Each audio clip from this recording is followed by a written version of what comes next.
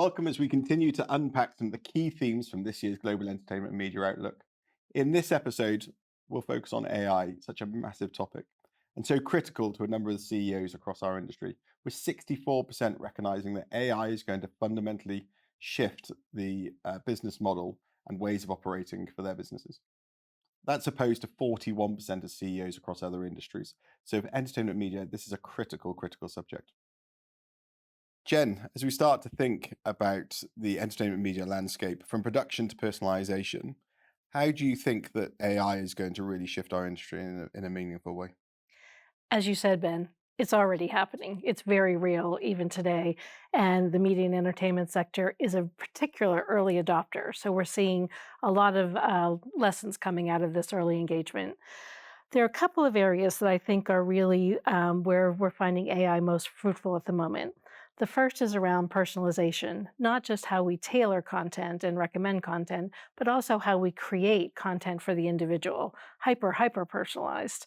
Second is on productivity efficiency. As you mentioned, CEOs looking for business model reinvention are looking in this area to say, we can go faster, we can do better, we can do more by putting AI into those workflows.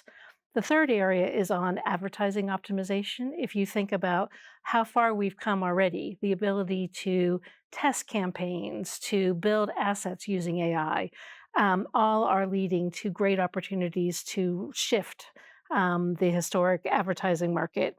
And then finally, an interesting one is also the data monetization. So, how do those media companies actually take data that they might have been sitting on for years?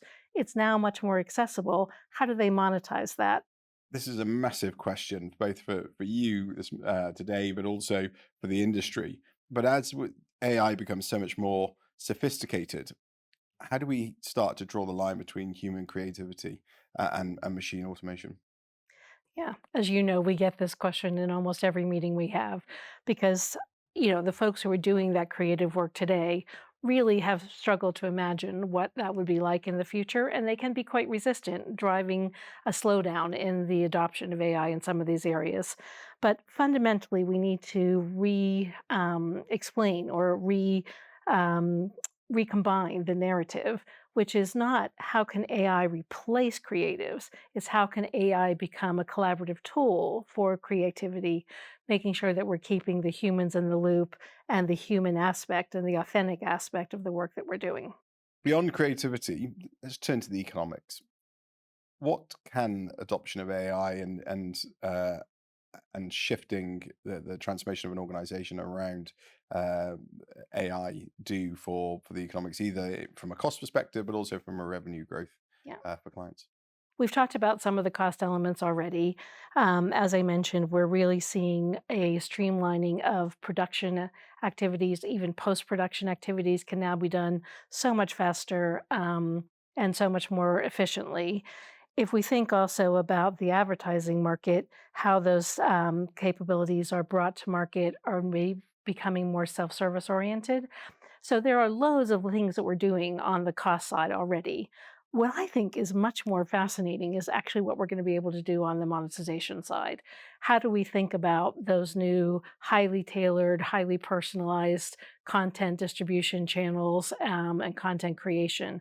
How do we think about using the data we have, perhaps married to other third party data, to create new opportunities for advertising, for recommendations, and so forth?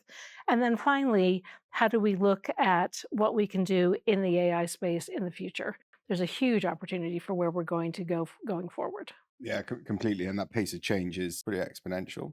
I'm going to shift gear for a second because we talked a lot about the opportunities of AI and what that means for businesses across the industry. But one of the areas around AI is the concern around deepfakes, misinformation, and copyrights. I know this is a topic that's really close to your heart, but around building trust and accountability of the use of AI. What are your thoughts there? Yeah. It really is an existential question. And I am really delighted that we saw in the survey that so many companies are already taking a forward look and they're saying trust is not possible without transparency. So, how do we, for example, watermark content or indicate very overtly this is AI generated content and this is not? I think we need that level of transparency to build and maintain trust. The second area I think is on quality control and governance. I mean, inside these organizations, AI can often be thought of as a tech activity that only the CIO is responsible for. But in fact, in order to maintain, ethical decision making around copy and copywriting, to make sure that everything that is being done has passed through a anti-bias capability or governance, that governance and quality control needs to be part of what you're doing from your first POC all the way through to scale deployment. Yeah, no, I think you're completely right. It doesn't. It's no longer AI sat as a sort of technology advancement. It's fundamental underpinning of a lot of business models moving forward.